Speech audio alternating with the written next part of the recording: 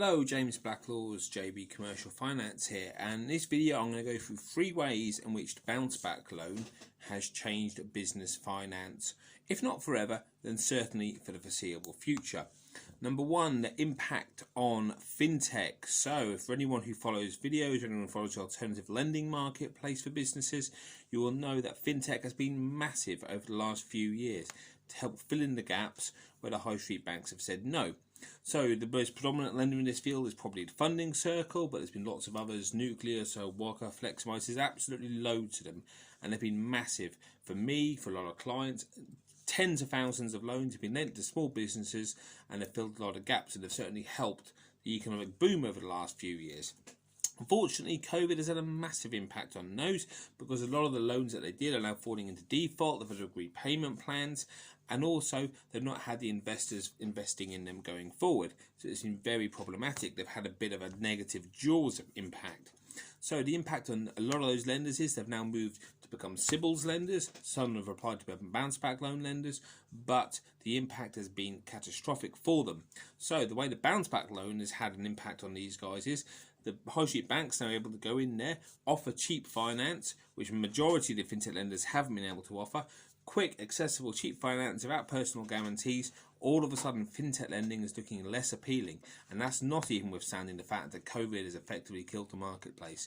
So it's been a real problem for those guys, and they're going to struggle to recover, and many of them probably won't recover, and a lot of that is down to the impact of the bounce back loan. Secondly, clients' expectations. Well, this is a weird one. Clients now, their expectations with regard to speed, their expectations with regard to interest rates, their expectations with regard to security have changed, and a lot of that is down to the bounce back loan. The bounce back loan has been issued at 2.5%. Traditionally, a £50,000, say, unsecured loan would be at around about maybe somewhere between 6 and 10%. For slightly higher risk clients, it could anywhere between 12 to 20%. And you know what? A lot of that's absolutely fine. Now all of a sudden, I'm talking about commercial mortgages of clients at 3-4%, and they're getting cold feet because they're used to borrowing at 2.5% through the bounce back loan. So client expectations are a major issue. Also, timescales involved with that. Clients are expecting to make an application of the money the following day. Wow, that's certainly new, and that certainly is an impact of the bounce back loan. And not provide personal guarantees. Well, personal guarantees for limited company lending has been stable, as far as certainly in my 17-year career in commercial lending. And now clients are saying, well, why do you want a personal guarantee for? It's to my business. And a lot of that is down to the impact of the bounce back loan and the CBILS loan as well, to be fair, where personal guarantees weren't a requirement. Major impact there. How long that will be felt, who knows. And the third one is possibly the most important one, really, and that is the impact on the high street banks themselves. So the impact on high street banks of the bounce back loan. We know that over £30 billion has been lent under this scheme. We know over 1 million loans have been lent under this scheme, and a vast majority of those is by the high street banks. Now the high street banks are going to find that they do have losses associated with this product without any doubt at all.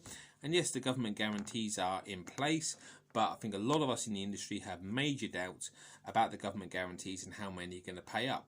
And certainly the losses that a couple of the major high street banks have been predicting about this scheme range from 50% to 70%, sometimes a little bit less, sometimes a little bit more, but they're absolutely astronomical.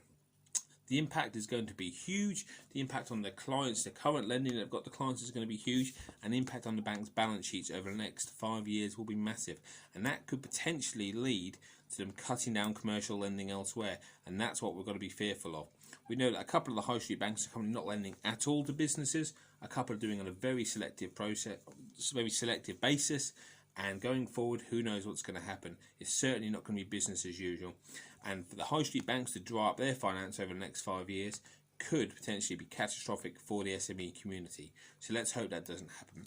But there are 3 ways I believe that the bounce back loan has changed the SME lending marketplace, if not forever, then certainly for the duration of the facility, which is 5 years plus the interest-only period. It's interest-free period, sorry. So myself, James Blackwell, was interested in your thoughts. I'm sorry it's a slightly longer video this time, but maybe I should have made it 3 parts. But please leave me a comment or get in touch, and I'd be great to talk to you. Thanks a lot.